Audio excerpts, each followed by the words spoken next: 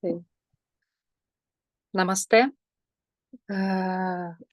Gerą vakarą visiems. Namaste. Iš karto pirmieji žodžiai, kuriuos aš pasakiau, namaste. Norisi pristatyti mūsų naują projektą su nuostaba bendramintė, bičiulė Elina iš Ukrainos. Tiesą pasakius, jinai sugalvojo šitą pavadinimą, namai. Pridėjome of creators anglų kalba, bet namai. Atkreipkite dėmesį, namai, namaste. Tai reiškia sanskrito kalba, nama. Kas klausosi mantrų, tikrai žino, ką tai reiškia, kad galiu išversti ir pasakyti. Tai toks simboliškas, gražus pavadinimas, išvertus į sanskrito kalbą, nors dauguma žinot, kad lietuvių kalba yra labai arti sanskrito kalbos. Tai vertimas yra aš tave matau. Kaip gražu. O mes namai, lietuviai, mums yra namai, tai yra stogas, kur gyvena žmonės, gali būti statybinis, sakysim, metafora statybinė, bet tai yra fundamentas, tai yra namai, tai yra tokia grinai filosofinė metafora apie namus. O kas yra namai? Tai mūsų širdyje, kur mes bebūtumėm, ką mes veiktumėm, yra vieninteliai mūsų namai mūsų širdyje. Tai tokia trumpa introdukcija į pačią idėją, į pačią pavadinimą. Mes randamės labai gražioj vietoj, irgi neatsitiktinai. Užupis, Jono Meko skersvėjis. Tai yra arti Šventaragio slėnio, tai yra tokia irgi ypatinga vieta. Užupis aplamai yra su savo istorija nuo Napoleono laikų iki šiandienos menininkų oazės visos ir savo išskirtiniais įstatymais, kur iš viso pasaulio tiesiog važiuoja turistai, žmonės aplankyti ir pamatyti šią vietą. Tai toksai gražiai labai istorija gavosi, kad tokiai vietoj pavyko mums tarptautinę mokyklą atidaryti, kuri iš tikrųjų galima klausti, kas tai per mokykla yra, kodėl mokykla. Čia filosofiškai žiūrinti, tai klausimas su atsakymu nėra toksai paprastas, nes mes einame mokytis į mokyklą, einame mokytis į universitetą, dauguma yra kitų mokyklų. Kas tai per mokykla, kodėl mes pavadiname tai mokykla? Iš esmės, apie pačią mokyklą, pačią idėją yra, kad žmogus nori žinoti, jeigu jam jau kilo klausimas, jeigu nori išmokti kažkokio amato, jis eina mokytis. Tai šiuo atveju yra principas pats dalintis žiniomis. Mūsų bendraminčių kompanijoje yra, aš vadinu meistrais, nes meistrai yra specialistas. Aš pati baigusi su meno istorija ir mokiausi muzikos teatro operos režisūrą užsienyje ir dirbau ir turiu praktikos daug su žmonėmis, su pačia kūrybos pasauliu. Ir be abejo, tai kūrybai pačiai irgi reikia išmokti. O gyvenimo mokytis galime per praktiką, bet galime ir pas specialistus, pas žmonės, kurie turi atitinkamą kryptį srityse, kurios nėra dėstomos, sakysime, mokykloje, dėstomos universitete. Tai yra šiuo metu iš tikrųjų pats visas informacinis laukas yra pilnas patarimų, podcastų, istorijų, žinių, visokiais variantais. Yra pati informacinis laukas yra ganėtinai didelis. Aš tik kaip iš kūrybinio lauko žmogus galėčiau pasakyti, kad gyvenimas yra kaip kūryba ir kiekvienas žmogus dalinasi savo istoriją. gylis tos istorijos arba, sakysime, pasidalinimas patirtimi, aš tai ir pavadinčiau mokymu.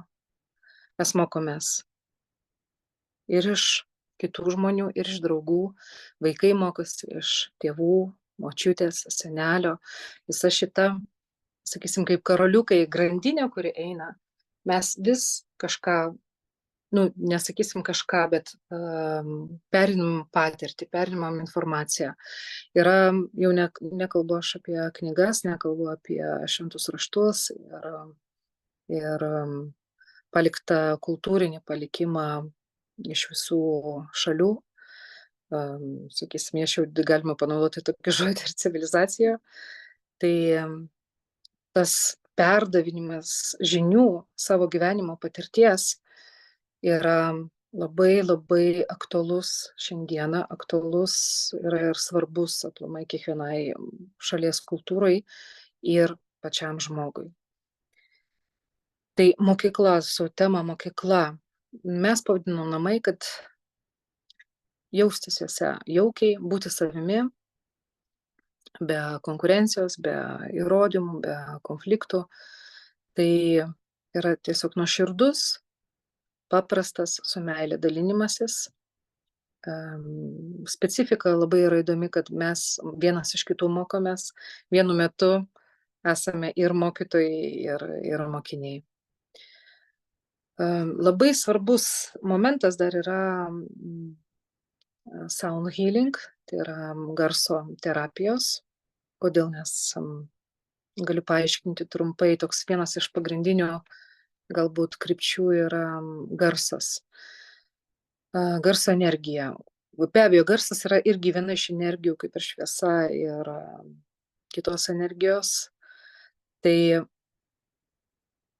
labai kviečiu apsilankyti, kas dar nesilankėte pas mus garso terapijose, išbandyti žodžiais, pasakoti galima, čia galbūt užtruktų ir ilgiau, atskirose podcastuose išgirsite dar mūsų diskusijas ir informaciją.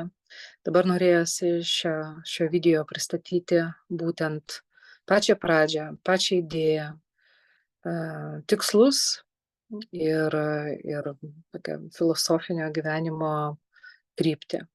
Kokia platforma, kuri suteikia jaustis kaip namuose ir tuo pačiu būti mokytoju ir mokiniu vienoje vietoje. Apačioje po video bus informacija Namai of Creators, galite sekti mus, ten, dauguma informacijos bus parašyta. Ką dar norėčiau pridėti? Prieš tai yra jau išeiti, kas YouTube klauso, tai yra jau ir paskaita su Padma Vajra. Taip gavosi, kad mes pradėjome su juo kartu, nes labai norėjusi tarptautinės mokyklos, norėjusi tiltą nutiesti į visas kultūras ir taip gavosi, kad su Padma pavyko mums užmegzti kontaktą ir labai greitai sutiko jisai nuotoliniu būdu online pačią pradžią budistinę, tradicinio filosofiją dėstyti apie meditaciją, apie patirtis, apie viską tai, ką jisai išgyvena, tai, ką jisai žino, tą, ką jisai medituoja, jo pati energija, pati Alina dar prieš tai minėjo, kartais kalba nėra tokia labai svarbi, kad būnant šalia žmogaus mes vis tiek jaučiame energiją ir galime tai, sakoma, taip kvantinė prasme perimti, pajusti. Tai ta tarptautinė tiltai yra iš tikrųjų nutiesti. Jūsų lauks dar daug gražių kitų sesijų, paskaitų, kursų su kitais iš kitų pasaulių, kitų kultūrų meistrais. Be abejo, mes turime ir savo labai gerų meistrų Lietuvoje. Aš pati nestebiuosi, kiek šviesuolių gyvena Lietuvoje ir šiuo metu, pasižiūrint bent jau visą internetinį puslapį, kiek yra žmonių, kurie dalinasi, pasakoja, kiek yra festivalių nuostabių ir vietų kurios yra lankomos ir žmonės tai dalinasi. Tai labai džiaugiuosi draugystę su Alina, kuri yra ukrainietė ir šiuo metu mes žinome, kokia situacija yra Ukrainoje. Tai ta draugystė iš tikrųjų man pačiai irgi labai davė tokį dvasinį augimą, nes dar labiau suprantu namų žodžio prasme ir pati nors nedalyvauju, kaip sakyti, net patirties neturiu, galima taip sakyti, kad kai nežinai, tik gali manyti, tik gali nutuokti, tik gali paklausyti, ką kiti kalba, bet kai bendrauji su žmogumi, kuris iš tikrųjų netgi ne žodžiais gali tai pajusti, kai žmogus iš tikrųjų turi savo gyvenimą ir staiga tavo gyvenimas iš tikrųjų sugriūva. Jisai mums atrodo, kad sugriūva, nėra jokio saugumo, nėra jokios ateities, tiesiog nesupranti, kas tai darosi, ypatingai jauniems žmonėms, kurie yra palikę savo namus, išvažiavę ir iš tikrųjų, mano manymu, yra labai stiprus gyvenimo įvykis žmonėms su didelė atjauta ir meilė. Mes galime juos tik palaikyti ir Lietuvoje irgi labai daug judėjimų, kurie to padeda. Bet kalbant apie tai, čia labiau aš noriu pasakyti, kad tas žmogaus dvasinė būsena, netgi psichologinė būsena pati, jinai yra labai svarbi, kur tu bebūtum. Ir nuo tavo situacijos priklauso tavo baimė, tavo išgąstis, tavo visi jausmai, visas tas chaosas, sakysime, viduje, kuris dedasi galvoje ir širdyje. Ir ta, sakysim, pagalba visais instrumentais, kurie yra šiuo metu pasiekimi tiek psichologų, tiek gydytojų, tiek terapijų. Tai jie duoda atsakymą, kam jie reikalingi, ypatingai tokiu ekstremalioj situacijoje. Nesunku apie tai kalbėti iš tikrųjų. Tai tas susijungimas, ta draugystė ir davė, pastumėjo iš tikrųjų į tokį veiksmą, kad daryti. Kad susitelkti, susijungti ir tai įveikti.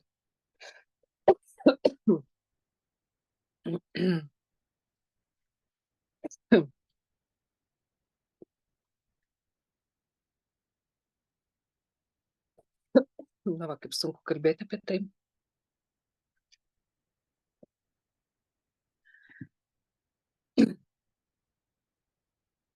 Tai po mažos pertraukos sugrįžus, matot, kaip nėra lengva, atrodo, ir pasiruošus gali kalbėti, bet kai eina kalba apie rimtus dalykus, apie tikrą gyvenimą, ne apie sugalvotus arba